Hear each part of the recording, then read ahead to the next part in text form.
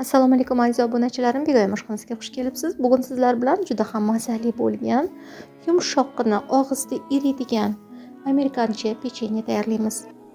Bismillah deb ishimizni boshlab olamiz. Birinchi navbatda bizga yumshoqqina 200 grammda sariyog' kerak bo'ladi.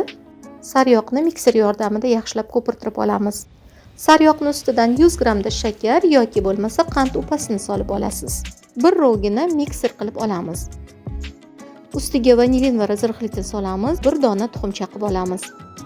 Mana chaqib oldik, endi buni ham yaxshilab mikser yordamida aralashtirib olishimiz kerak. Elakdan o'tkazilgan 300 gram unni qo'shib xamir qoramiz.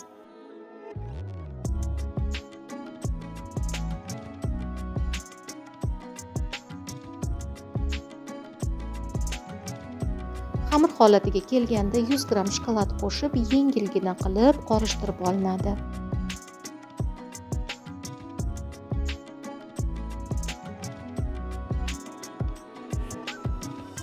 Mana tayyorlab oldik. Endi kichikgina 10 gram atrofidagi zuvalachalarni dumaloq shaklga keltirib olamiz. Pergament qog'ozga qo'yib 150-160 gradusga 15 minut mobaynida pishirib olinadi. Azizlarim, mana pechenyemiz tayyor bo'ldi. Juda ham mazali, og'izda erib turadigan, shokolad ta'mi kelib turadigan bunday pechenyeni siz ham albatta farzandlaringizga tayyorlab bering. Kelasi videolargacha obuna bo'lmagan bo'lsangiz, obuna bo'lib, videolarni kuzatishda davom eting. Sizlar bilan yana g'oyibona diydor qadar xayrlashib qolaman. Xayr omon bo'ling.